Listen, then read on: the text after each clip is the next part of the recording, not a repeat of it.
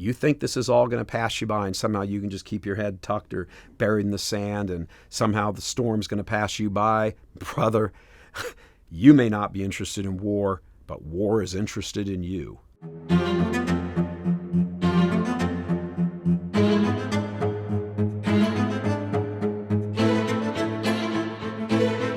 Hello, everyone, and welcome to this episode of the Michael Voris Show. I'm obviously Michael Voris. I'd like to talk about what's going on Capitol Hill, more importantly in the Biden administration, specifically with regard to Catholics and Christians. Remember, since Biden took over, a select group of Americans simply exercising their First Amendment rights in various capacities, maybe at school boards or in front of abortion chambers or at various patriotic events or whatever the case is. Hey, John, please don't resist. You guys, this is an unlawful arrest. I have a First Amendment right. Listen, you do, right? You're right. Okay, thank you. Here's someone speaking rationally. Listen to me. Hey, you guys are acting like thugs, man. You're acting like straight up thugs. Hey, you're taking away my property. He has every right to be out here engaging in speech. The Biden administration has gone after, with abandon, people who, again, are just patriots and don't like Biden and his whole cabal's version of the world. We're allowed to not like and to agitate against. We're not allowed to get violent against it, like burning things down and killing people, but we're absolutely allowed to get on social media and say what we want, again, with the exception of you can't threaten people's lives. Say what you want. Present your argument. And this is a whole free marketplace of ideas. This is what this is all about. But the Biden administration wants to shut that down and come after you physically. I'll remember the case of Mark Houck. He was the pro-life Catholic, pro-lifer who was simply protecting his young son from an outrageous big mouth abortion dude. Was out there praying. What good dad isn't going to tell the guy, get away from my son? I mean, this is a big man against this little boy, and his dad standing right there. I mean, you'd be, a horrible dad if you didn't protect your son. At this point, he's about a foot away from my son. After already having one altercation with him, and now he's making my son extremely nervous. Friends coming over that's out there praying, redirecting him. My son moves behind me. I can tell he's visibly scared. There proceeds to be further insults at me, directed at my son, about me. And at this point, I step in and I tell Mr. Love, you'll see right now, to go back to where he normally stands. So I walk him there and tell him to stop talking to my son. He doesn't have any permission to talk to my son. Next thing I know, he turns around and he's talking to my son again, and then you see the push. That case got dismissed. Twice, I believe, on the sort of local level. It's like, there's nothing here. The guy was, in his son's face, a grown man, like yelling at a little boy. And he came after him, and then his Mark just pushed back and said, get away from my son. And then he fell down, tripped or was walking back, as he's stepping backwards, he fell. Nothing happened to the guy. Wasn't like hospitalized, he didn't have brain surgery, nothing.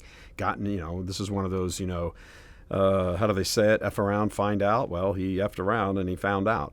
And it was just like, get away from my son.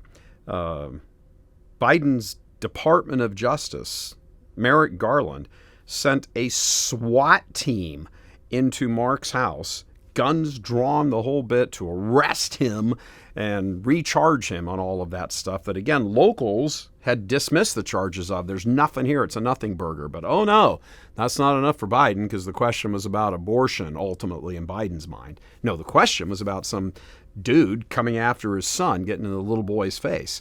So anyway, that whole thing happened. He won the trial. Mark won the trial. Now he's running for Congress. If you saw our interview with him, great guy. And so we know that God is calling us to run, and perhaps for such a time as this, as old Uncle Mordecai would say to Esther, we have been called. Vote for him if you're in Pennsylvania 1. But that's just one example. Remember back in the beginning of the Biden administration with all the school board things, where they started sending troops and cops and everybody into.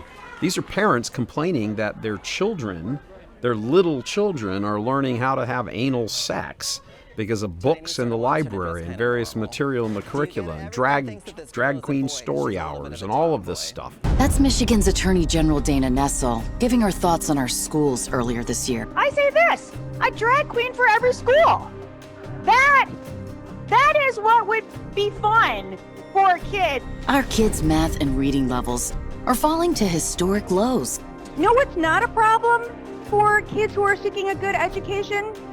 Drag queens, okay? Let me say this, drag queens, not only are they not hurting our kids, drag queens make everything better. And breaking news, we have just confirmed that a registered child sex offender has been reading to children at a Houston public library as part of its Drag Queen Story Hour. And the Biden administration wants all that protected. It's very clear that everything that motivates it's not just Biden, by the way, but he's sort of the linchpin because he's the guy in the White House, but it's everyone around him, the thousands and thousands of people in the federal bureaucracy who are those silent little bureaucrats who are, giving the orders and going out, dispatching this and making sure that this gets taken care of, and all the Karens running around reporting it all and everything else. And you're getting labeled a domestic terrorist.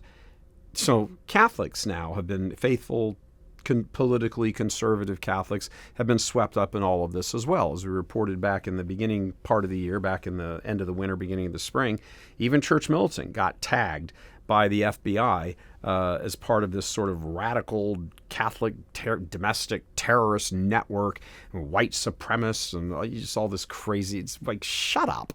But why is this going on is what I want to talk about. There are myriad examples of them coming after people. And we just found out now that Christopher Wray, the director of the FBI, lied to Congress about that entire thing. He sat there giving testimony saying, oh, no, our thing that happened about Catholics and the FBI monitoring them was just one report, and it just happened in one field office in Richmond, Virginia, and it didn't really get off the ground and nothing happened to it, and we expunged it from the entire system. Catholics who go to Mass are not identified as domestic terrorists. We're not chasing after them. Merrick Garland testified in front of Josh Hawley on a Senate judiciary panel about the same thing. Turns out they're lying through their teeth.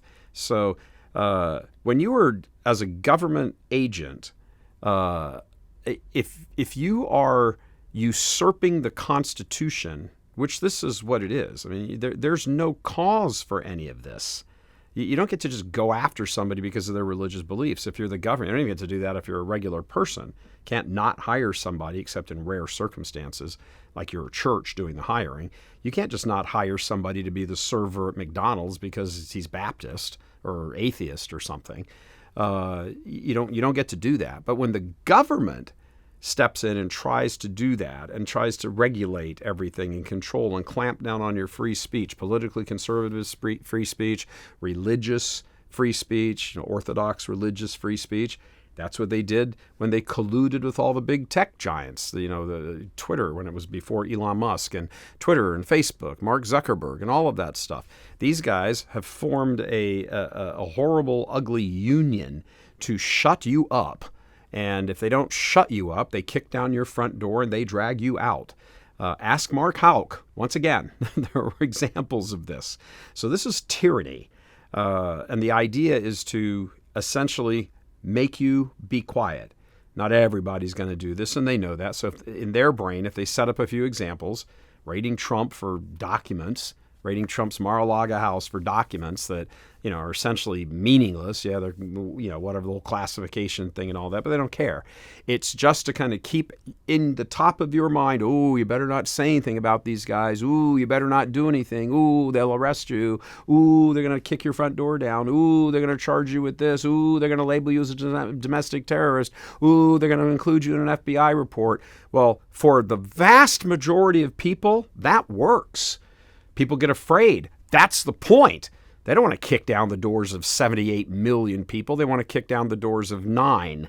And in those 9 get all this media coverage, and everybody else, like cockroaches, run for the corners and never speak a word, never say anything.